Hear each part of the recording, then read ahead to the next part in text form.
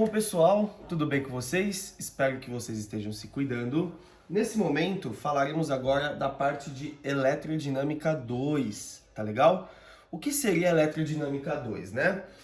Na primeira parte de Eletrodinâmica, a gente viu no nosso curso algumas definições, né? Definição de quantidade de carga, processo de eletrização, depois vimos condutores isolantes, vimos aí definição de corrente elétrica, resistência elétrica e DDP.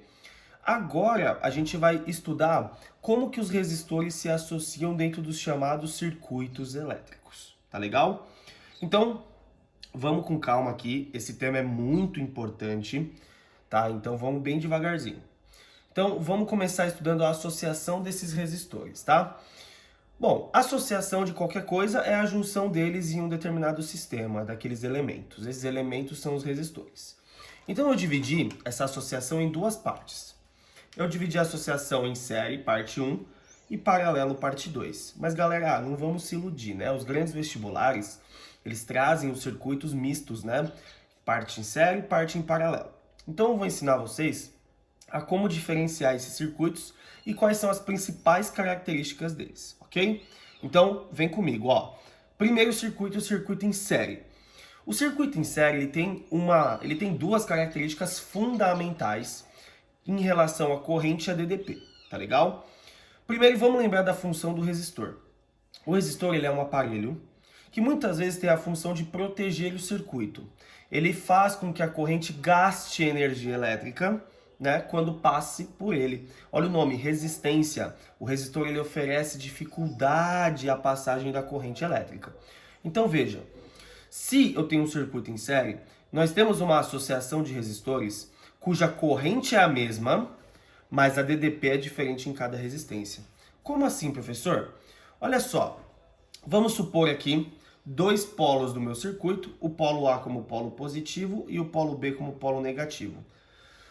A partir do momento que eu gero uma diferença de dois potenciais, um potencial positivo e um negativo, existe aqui nesse circuito agora a passagem da corrente elétrica através da existência da DDP, o nosso U, né? A diferença de potencial. Quando eu forneço energia para que os elétrons possam se movimentar, ocorre aqui a passagem, a saída da corrente pelo circuito, sempre do polo positivo para o polo negativo. Nosso I. Veja, para que a nossa corrente ela saia do positivo e chegue no negativo, só existe um caminho possível, pessoal. Ó, só um caminho. Portanto, a corrente ela vai passar por três resistores sem mudar seu valor. Ela vai passar por eles. Só que para que ela passe por eles, quando a corrente bater em R1, ela vai gastar uma DDP. Quando ela bater em R2, ela vai gastar outra DDP. Se ela bater em R3, outra DDP. Ou seja, pessoal, quanto maior for a resistência, mais energia eu preciso para que eu possa passar por ela. Então a corrente, ela gasta uma DDP que é proporcional ao tamanho da resistência. Se a resistência for alta, a DDP deve ser alta, deve ser bem grande ali aquele valor, porque ele está gastando aquele valor naquela região. Tudo bem? Então, como que eu sei a DDP total? Bom, é a DDP que a corrente gasta no resistor 1, então DDP 1, mais a DDP 2, gasta na resistência 2, mais a DDP 3, a energia gasta no resistor 3. A soma dessas DDPs me dá a DDP total do circuito. Tudo bem, galera? Já a corrente total é igual à corrente que passa no resistor 1, que é igual à corrente que passa no resistor 2, que é igual à corrente que passa no resistor 3. Como que eu relaciono isso? Pessoal, de acordo com a primeira lei de Ohm, U igual a RI, com essa lei aqui, dentro desses circuitos ideais, você consegue resolver, tá bom? Agora, segundo tipo de circuito, o circuito em paralelo. Veja, em paralelo é exatamente o oposto. A DDP gasta nos resistores é a mesma, só que a corrente gasta em cada resistor é diferente. Vamos ver o porquê? Vamos supor dois polos, o polo A positivo e o B negativo, assim como fizemos aqui, para que não mudemos o nosso padrão. A partir do momento que eu tenho dois potenciais elétricos, eu tenho uma diferença de dois potenciais, tenho uma DDP. E isso faz com que eu tenha a saída da corrente do polo positivo para o negativo. Então a corrente tem um valor total aqui quando ela sai. Quando ela chega neste ponto, ela encontra um nó. Um nó no circuito, galera, é um ponto que representa dois possíveis caminhos para a passagem da corrente. Então a corrente vai se dividir aqui, ó. Ela vai se dividir. Então a corrente que vai passar no resistor 1 a gente chama de I1 e a corrente I2, que vai passar no resistor 2 a gente chama de 2. Elas seguem esse caminho até que elas encontrem um nó de junção e ela vem aqui novamente, ela vira novamente o nosso I total. Então, galera, vamos lá? Olha só, se eu tenho I1 e I2, as correntes podem ser diferentes, certo? Porque eu disse podem. Essa divisão da corrente ocorre como se a corrente tivesse uma preferência, tá bom? Ela se divide com maior valor para algum lado, onde a resistência é menor. É mais fácil que ela passe numa resistência menor.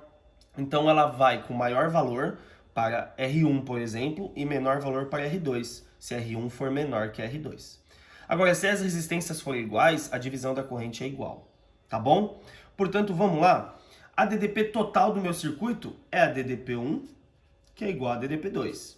Igual a N, se eu tivesse N resistores em paralelo, igual a N DDPs. Já a corrente total, ela é a soma das correntes 1 e 2. E 1 mais I2. É exatamente o oposto do que a gente tem aqui. E como que a gente relaciona tudo isso? Primeira lei de Ohm de novo, galera. Tá bom? Bom, dito isso, existe uma possibilidade aqui de podermos substituir essas resistências por uma única resistência de valor que seja a soma delas. Cuidado! É sempre a soma direta? Não, pessoal. Vou trocar a folha aqui, ó. Vamos entender isso melhor. Quando queremos saber a resistência total do circuito, estamos querendo saber a resistência equivalente do meu circuito. Desta forma, se o seu circuito está em série, a resistência equivalente é simplesmente a soma de N resistências que você tiver. Resistência, soma direta. Agora, em paralelo, você pode usar o produto pela soma. Lembram disso? Produto pela soma, galera, sempre 2 a 2. Nunca com 3, 4, 5. Sempre 2 a 2. Ah, professor, mas e se eu tiver 3? Você faz com 2, ele vai virar um só. Depois com o de baixo você faz de novo. E resulta num resistor único, tudo bem? Reduzir o circuito a uma resistência equivalente é reduzir todas as resistências a uma única. Beleza? Então a gente sempre vai usar a primeira lei de Ohm aqui para calcular a resistência equivalente, corrente, DDP num circuito ideal. Tá legal? Agora, existem circuitos reais que são formados por geradores e receptores. Desta forma, a gente vai estudar cada um separadamente, tá legal? Então, o que é um gerador? Primeiro, o gerador ele é um aparelho, ele é um objeto que possui uma função. A função do gerador é pegar a energia que não é elétrica e transformar em energia elétrica. Veja, entre energia não elétrica no gerador, o gerador converte essa energia não elétrica em energia elétrica. Exemplo de gerador: pilhas, baterias e outros aparelhos que têm a mesma função. Tanto a pilha quanto a bateria, galera, elas têm uma solução química dentro delas. Baterias de celular, por exemplo, elas podem ser de lítio ou de cádmio. Essas soluções químicas, elas reagem, certo? Ocorre uma reação química e o gerador ele converte a energia liberada nessa reação química em energia elétrica. Só que tem um ponto aqui: ocorre uma perda dessa energia, tudo bem? Não é algo ideal, é um sistema real, tanto que a bateria do celular, ela esquenta, né? Você está tendo uma parte dessa energia não elétrica sendo dissipada em calor, tá bom? Como que a gente representa um gerador? Veja, prestem bem atenção, hein? Um gerador ele tem que ser ligado num circuito, então eu preciso de dois polos que possuam uma DDP, que gerem uma DDP. Então, se o A for o polo positivo e o B o polo negativo, o que a gente tem aqui como base é analisar exatamente a passagem da corrente por esse equipamento aqui, ó, que é formado por uma fontezinha, uma placa, né? Dentro de si tem uma fonte, tem uma DDP interna, né? E uma resistênciazinha interna. Imagina uma pilha, galera. A pilha ela vem com uma voltagem, não vem? E você liga a pilha num controle que é um circuito fechado. Então a pilha já possui uma voltagem própria, uma DDP própria e uma resistência interna. E a pilha também esquenta. Vamos entender o porquê? Veja, se eu ligar essa minha pilha num circuito AB, o que vai acontecer aqui? Quando eu ligar, vai ter a passagem da corrente, sempre do polo positivo para o polo negativo aqui, né? Ó. Então a corrente vai fazer este caminho. Concordam? Quando a corrente passa pela plaquinha e chega aqui, ó, na resistência interna, a corrente tem que gastar energia, não tem? E neste ponto, a energia elétrica é dissipada na forma de calor. A resistência interna faz com que eu tenha uma perda dessa energia elétrica em calor, aí a pilha esquenta. Portanto, como fica uma equação geral para isso aqui? Eu tenho a DDP total do circuito, certo? O U. Esse U, ele tem que ser igual ao quê? Ao que eu já tenho de DDP interna, que é chamada de força eletromotriz da pilha. Por exemplo, a pilha tem 1,2 volts, então essa é a força eletromotriz da pilha. Menos R vezes I. R vezes I, galera, olha só. R vezes I não resulta numa outra DDP? Então veja, se eu souber a DDP da pilha e subtrair o que eu estou perdendo de energia, isso aqui é o que eu perco de energia que eu dissipo, eu sei o quanto eu tinha, a DDP total do circuito. Tá bom, galera? Então U é igual a E menos RI. Rzinho é a resistência interna da pilha, do aparelho, do nosso gerador, e o I é a corrente. Então DDP igual a força eletromotriz menos resistência interna vezes corrente. Lembre-se sempre que R vezes I é DDP, é energia elétrica. Agora o receptor, ele é o inverso do gerador. Ele tem a função oposta, ó. Ele recebe energia elétrica, por isso que ele é o receptor, e ele converte essa energia elétrica em não elétrica. Exemplo, você tem diversos aparelhos na sua casa que fazem isso. Secador de cabelo. Você não liga na tomada? Ligou na tomada, você está recebendo energia elétrica. E você não está soltando vento? Este vento que está soltando do secador é exatamente energia eólica, energia não elétrica.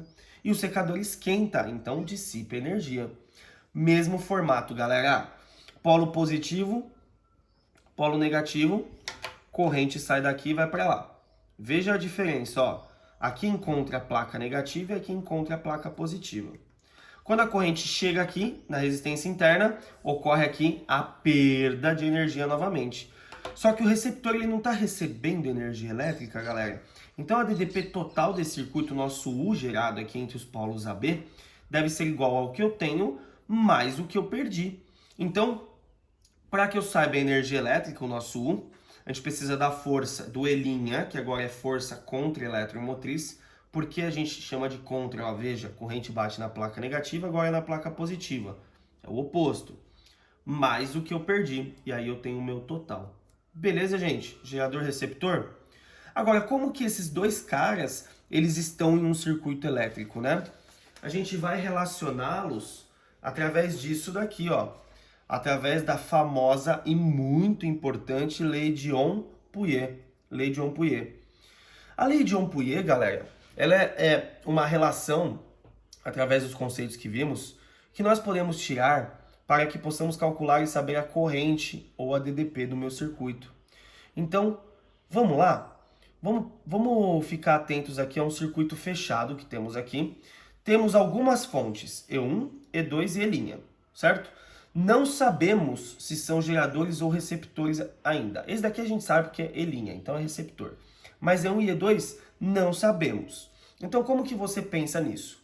Escolhe um dos pontos do circuito para começar a análise. Por exemplo, eu vou escolher esse daqui.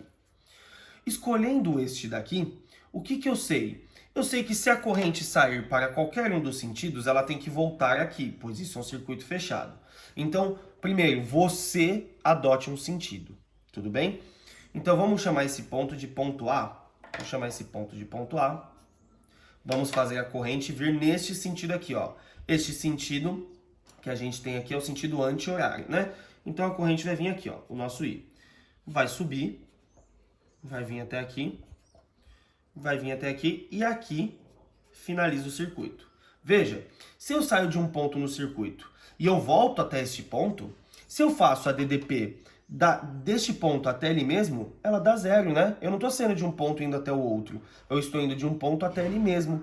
Então, vamos definir isso. A gente sabe que a DDP de A voltando até A é 0.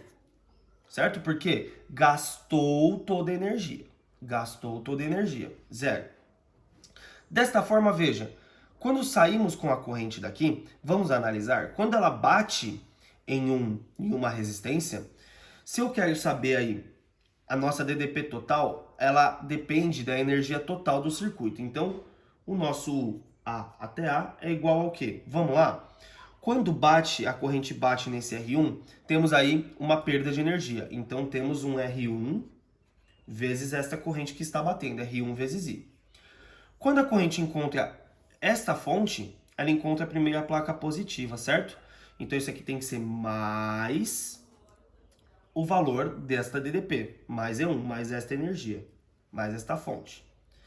Corrente passa, quando encontra o resistor aqui, mais R4 vezes quem? R4 vezes a corrente I, certo? Porque aí temos outra DDP perdida. Vem, encontra agora a placa negativa primeiro, então menos o valor da DDP aqui, em volts. Encontro R3 mais R3 vezes I. Encontre R2 mais R2 vezes I. Encontre agora aqui primeiro a placa positiva, depois a negativa, mais E2. E aí sim finaliza dando 0. Então eu sei que todas essas DDP somadas, veja, R vezes I é DDP, força eletromotriz é voltagem, então é DDP, R4 vezes I, DDP, e por aí vai. Eu sei que tudo isso aqui somado tem que dar 0. E aí, galera, tendo os valores de R e Es, conseguimos descobrir a corrente do circuito. Então, eu sei que R1 vezes I mais E1 mais R4 vezes I menos E' mais R3 vezes I mais R2 vezes I mais E2, tudo isso deve resultar em 0. E aí eu consigo descobrir a corrente do meu circuito. Tá bom, pessoal?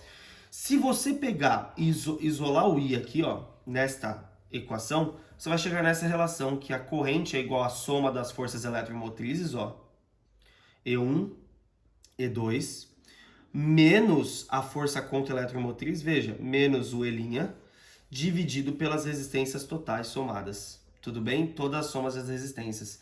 Portanto, pessoal, veja, podemos descobrir a corrente ou com este raciocínio, ou assim, dá na mesma. Agora, tomem cuidado. Se a sua corrente for menor do que 0, relaxa, você não errou. Você não errou o valor dela. Você calculou perfeitamente. A única diferença é que a corrente vai no sentido oposto ao que você adotou. Então, vamos supor que você adotou assim, certo? E aí você calculou o I deu menor que 0. O que você sabe? Você sabe que aquele é o valor em amperes que você calculou, porém você só errou o sentido. Você deveria ter adotado para cá. E aí você só fala que, neste exemplo que eu estou dando, seria um exercício hipotético que você esteja fazendo, a corrente, ela tem este sentido aqui, que seria o sentido horário, que a corrente deve ser positiva sempre, né, pessoal? Nunca menor que 0. De novo, se a sua corrente der menor que 0, você adotou um sentido oposto ao sentido real da corrente nesse circuito, mas o seu valor está correto. Tudo bem? Lei de Ohm-Pouillet, muito importante quando temos um circuito de geradores e receptores, queremos descobrir corrente ou a nossa resistência total. Tudo bem, galera? Então, ficamos por aqui na nossa aula de hoje. Espero que tenha ficado claro. Na nossa próxima aula de eletrodinâmica, a gente vai trabalhar a associação dos geradores e a associação de receptores, tá bom? Então, um beijo a todos.